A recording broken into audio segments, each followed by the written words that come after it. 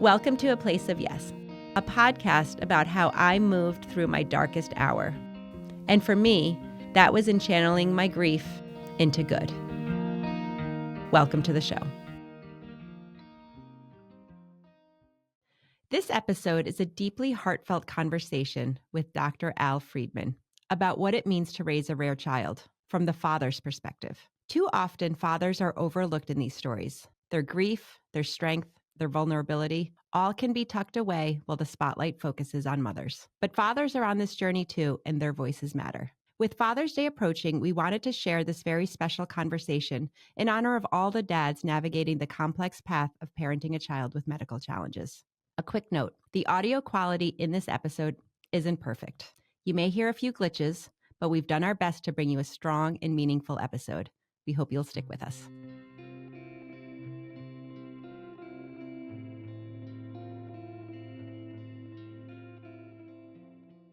I am sitting here with Dr. Al Freedman today. He is a psychologist, a consultant, a keynote speaker, and more importantly, a father. You know, we are rare parents. We are in this world because of our children. For me, at least, when Jake was first born, it felt so small in a bad way because I did not know there were other parents like me. And now there's been a little bit of this evolution and community and people doing so much work in it that it's small in a good way, if that makes sense. So all that to say, welcome to the show. Al, I appreciate you being here. Thank you. I'm honored to be here, Heather. And I agree with you. I think in my travels in rare disease around the world, I think there are actually maybe 2 degrees of separation at most. It's a small world in rare disease. And I also agree that when we find ourselves with a surprise, a diagnosis, the life that we thought we were going to have with our child isn't the one we find ourselves with. The child's different than the child we expected. And it feels very isolating and very scary. You feel like you're all alone. And I felt like I was launched into the Twilight Zone and there was nobody else there to talk to until I found other people like us who had experienced a Twilight Zone too. Perfectly said. With that, and you're kind of jumping right into where I kind of wanted to go with you, that feeling of thinking you're going to have one life and then being catapulted into a completely different life. Can you share with me and my audience about your family, particularly about your son, Jack? My son, Jack, was born in Madison, Wisconsin, April 23rd, 1995. So we're coming up on 30 years ago. And Jack was born healthy, but at his 6-month pediatrician checkup, the pediatrician noticed that Jack wasn't sitting up and rolling over the way that 6-month-old babies should. His mom and I didn't realize this. We had met as elementary school teachers, so we were used to kids, but not babies. So we all of a sudden found ourselves in Children's Hospital of Philadelphia. I'm from Philadelphia. And from a Friday, I believe, of the pediatrician 6-month checkup, maybe 4 days between that day and the day we were told that baby Jack not only wasn't a healthy 6-month-old, but he was diagnosed with Spinal Muscular Atrophy, SMA, a neuromuscular disease that at the time had no treatment. We have treatment now for our babies, but we didn't then. And we were told to expect to have him for 1 year, that we should take him home. And we were introduced to so many things that no parent should ever have to hear about: ventilators and wheelchairs and feeding tubes and DNR and all kinds of crazy things over a period of a couple of weeks. Our lives were completely flipped upside down. Thankfully, baby Jack didn't fully cooperate with the prognosis. He was with us for 26 years. Yeah. A real blessing. I was very, very lucky. I am lucky to be Jack's dad. 26 years was a long time for him to do his job in the world, and as he did it so very well. Although he was a very big job in terms of his care, he really taught a lot of people, including Dad, a whole lot of stuff that it's hard to teach, I guess. On those 26 years, Jack passed away 3.5 years ago in 2021. So it was not unexpected that he passed. It was unexpected that he lived as long as he did. You said something that I have found myself saying so much over the course. So my Jake has been gone close to 15 years. But I say this all the time, and I don't always know that people know what I mean when I say it. But you said it, and when you said he taught you so much. You learned so much from him, because I do think there are these moments, right, where, you're thrown into this world, and earlier you said the twilight zone, and I think it's among like the perfect way to say it, because literally one day you have what you think is a healthy baby, and it's like a switch, then you don't. And that was similar to Jake. Jake, up until 8 months, was very healthy, very typical, kind of doing all the things. He had an older brother, so he was constantly almost doing things early. And then one morning he had a seizure, and that was all gone. But those gifts, I think that they teach us, they never go away. And to me, at least, those gifts were to slow down, to reevaluate, to prioritize, and to really sort of see the world in a different way. Absolutely. What you just described doesn't happen quickly, neatly, or easily. And I'm by profession, a psychologist, and I now specialize in supporting families like yours and mine, Heather, who are faced with very complicated medical challenges, rare disease, and a lot of uncertainty. What you just described is exactly the path I took as a dad. There was nothing positive at all on November 7th, 1995, when we were told our baby had this incurable disease. Nothing could be positive about that. Nothing could ever be positive about that at that time. When we have a new diagnosis, when we're experiencing something so new, it really is a trauma.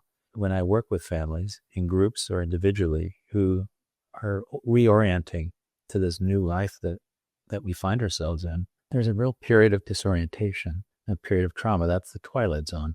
And the needs of families at that early stage are very different than the perspective that those same people acquire along the way when they begin to see some of the lessons that we can learn that are not all negative from our children. This takes time and is very complicated. So you're a psychologist, and you were already planning to be a psychologist, but your specialty was not going to be rare disease families. At the time of Jack's diagnosis, I was in my internship training. As a PhD psychologist, there's a year of internship training before you begin practicing independently. So I knew I was going to be a psychologist. I had been an elementary school teacher in my 20s, went back to school to be a child psychologist. When Jack was diagnosed with SMA, I needed a psychologist very quickly. I was on both sides of the therapy room very quickly. Over the years since that time, since 1995, my practice has evolved. And at this point in my career, I'm almost entirely working with rare disease and families like ours. Like, to me, and I'm curious about in those early diagnosis days for you, did you have Jack was your first child, correct? Jack was the first, and we adopted a baby girl from Korea named Kara when Jack was 5. She's now 25. So as like a parent learning this information, as you said, so almost like 30 years ago. And for me with Jake, it was 2006. I did not know where to go. I did not know who to speak to. I truly felt like we were the only people experiencing that. And we were initially we were in the hospital for 117 days. So I clearly knew that there were other very sick kids and families. But up until that point in my life, like the first 31 years of my life, I did not even know, like the term rare disease or genetic disorder or any of those things just were not part of my experience. So you couldn't possibly have been connected with the world if you were living in a hospital for 112 days, right? You were very insulated in a hospital and kind of in another twilight zone, sealed up in there. We spent 350 nights in the intensive care unit with Jack over 20 years. I felt very much alone. And it's 1995, remember. The internet was brand new. Somebody gave my parents an 800 phone number and said, this is a support group for families who have babies with this condition, SMA. And I picked up a payphone. We were out somewhere, and I actually picked up a payphone and called this 800 number. And a mom answered the phone. Her name was Audrey. Audrey has a son with SMA. And I'll always remember that phone call because I felt for the first time not alone. A few days into this experience, I was still very traumatized. And Audrey had a support group that she ran from her dining room in her house in Chicago. And she said, don't worry, Al, we are here for you. And we're always going to be here for you. And your baby is a gift. I didn't understand what that could mean. Your baby is a gift. I do now. That group was called Families of SMA and is now called Cure SMA, which is the largest support group for SMA patients and families in the world. And it became my extended family. And I thought, well, if they can survive this, maybe I can too. I met some extraordinary people, read some extraordinary letters, people who were adults with this condition and who rooted us on, who told me, oh, my parents were told I would only live till 2, and I'm 52, and my dad's been gone 20 years. Like, don't do what he did. He was just waiting for me to die all those years. Cure SMA continues to be an extended family, and for 20 years now, I've been running workshops as Dr. Al, helping other families as a way to return the favor to those who supported me when I was so scared. Well, I want to circle back to something that I think members of my audience may not even know, but I find so fascinating and I love so much. You went to a payphone and called a 1-800 number and connected with someone who all these years later you're still connected with. And that to me is so beautiful. You know, it forces me to kind of remember some of those moments because I can get stuck in this space that the community did not exist for us. But the fact is the community was there. It was we found it differently. It wasn't as easy to just, now we have these phones that research everything and as soon as it enters your mind. But how wonderful that community was there. And I love that you called them extended families. That is a great reminder that these communities have existed all of this time. The world has changed to make it more accessible, but the communities were there. What do you do with that information when you're given it? And I ask that very sincerely because with Jake, I never got a diagnosis. We had no real information. But what do you do with that information? And you had mentioned it taking time, but can you walk us through that sort of feeling?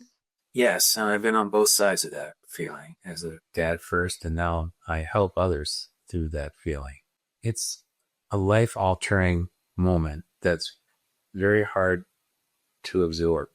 And when I use that phrase, that twilight zone, it really felt like being blasted off into outer space, like hit by a very strong wave that knocks you over. And you find yourself disoriented, not really sure how to find your footing. And you have this primal feeling of trying to survive. Probably the most common question, Heather, I get as a psychologist I receive from newly diagnosed families is this normal, Dr. Al? Is it normal that I'm crying all the time? Is it normal that I'm scared that something else is going to happen to my family after this has happened? Is it normal that I can't sleep and I can't eat? And the answer to every one of those questions most of the time is, yes, this is a normal reaction. You're not crazy. I was afraid to drive on the highway. I was driving 40 miles an hour on the right lane of the highway, assuming we'd get into a car accident. I was afraid to light the fireplace in the house where we were living when I was in my internship training. I thought I'd burn the house down. But one of the things you spoke about was that fear, like that initial fear. And I thought those examples you shared about not wanting to have a fireplace in your home or drive over a certain speed, it brought me back to those early days after we left the hospital. And Al, I can tell you that I was terrified to parent my child. Jake was my second. Ethan, was healthy and typical and vibrant and just this energetic kid. And when we finally left the hospital, I was like a deer in headlights. I second guessed every decision I made. I worried about, am I doing enough? Am I doing too much? Am I not doing enough? Is there enough therapy? Does he need more therapy? I think that is one component that I know you do so much work around mental health with rare families. And it's one piece that I just think in the caregivers, we're worried so much about our kids and often trying to keep our kids alive that I think we allow ourselves to not be taken care of or to just push everything down, or at least I know I did. When you were telling those stories, I'm telling you, I could feel it viscerally because I remember that fear. We all want to do right by our children, whether they have a rare disease or not. And being a parent is a complicated and sometimes crazy job. And when you have a child with a life-threatening condition, you're scared of losing them. And many parents are scared that they'll be responsible for the child's passing. And to help with that fear, my experience personally and professionally, is that it really helps to surround yourself with people who are experts in the condition that your child has, and to take direction from them so that you know in your heart that your child's receiving not only the best possible care from doctors in the healthcare system, but that everything you're doing at home is everything you can be doing at home. Although that fear never leaves you, for 26 years, we didn't know how long Jack would be with us. And so it's kind of like a silent cloud that kind of follows you wherever you go. And when we left the house, it was a big operation with a nurse with me, a big van with a wheelchair lift, a ventilator, making sure the battery's charged, making sure the inverter in the van, we could plug it in, making sure the tires were filled up, making sure that we had the nutrition that we need and emergency medications. Jack had seizures in his adolescence. There were so many different little things in the house, and especially when we left the house, that we had to make sure that everything was covered, and also helping him live his life. We went out because he wanted to be in the community every Saturday. His whole life, I took him somewhere every Saturday. And you want to know that you're doing everything you can for your child. There came a point where my own parental feelings shifted from a place of fear to more of a place of hope.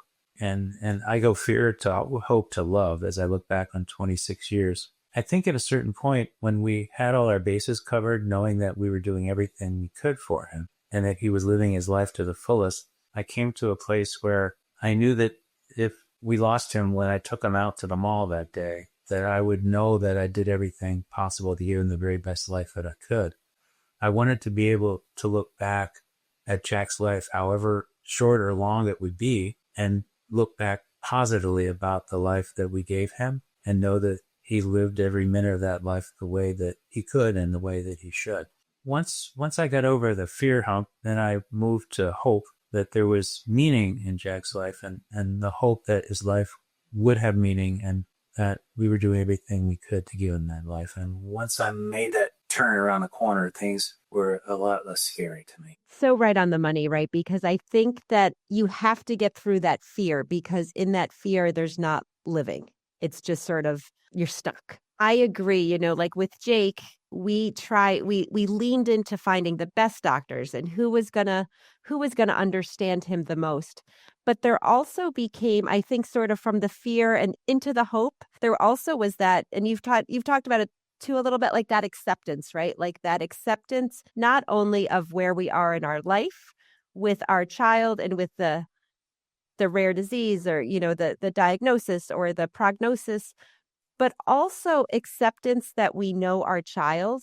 I think people look at our lives sometimes as rare parents and as those who have lost children. And it's almost like you said, when people would say you're such a good parent to Jack, it's not a comparison. It's not that you are father of the year or I'm mother of the year. We're just giving our children what they needed. And it looks different than what other kids needed, but that doesn't really mean anything. I want to touch on two more things. One was the lessons learned, or the not sweat the small stuff, right? Like our kids have taught us over time, as long as Jake's been gone, like it's almost, I learn it more and more each year a little bit. And maybe it's just getting older and it's whatever, but it's when you see, and I think you reference, like you see someone in the airport flipping out. Like I'm always like, it's not that serious. Life will go on, like, and it does. It's a unique perspective. One that I sometimes think I can almost be too like laid back with things, and because to them it is important. It's a lesson we learn, right? Like especially when you have a diagnosis or when you have a really sick kid or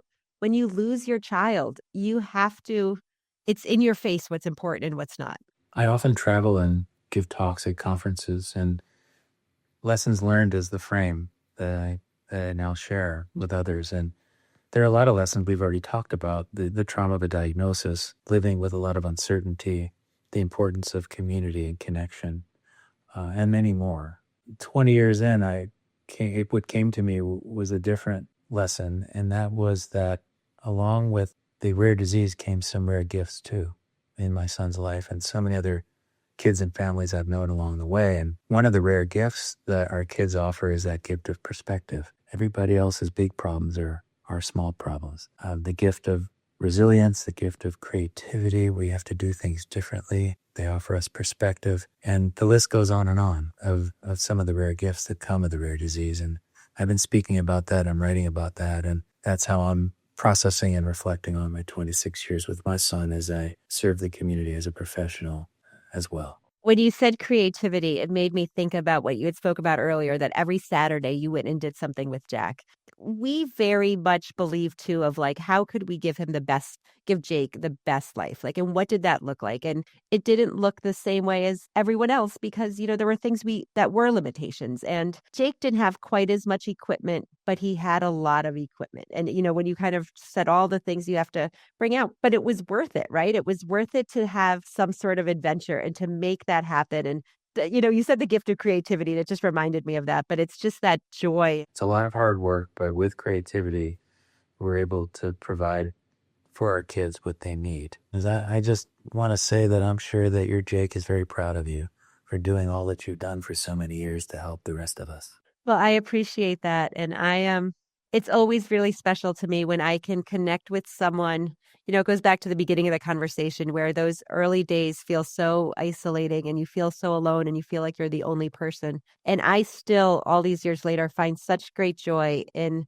connecting with someone who has my shared experience. Same for me, Heather. It's really enjoyed this conversation and getting to know you. And I'm honored to be included in your podcast and recording this experience. I find it helpful. Thank you. Thank you so much for being a part of this. Thank you for listening to A Place of Yes.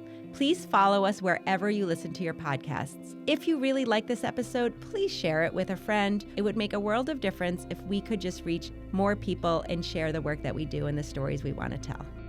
Thank you so much for watching.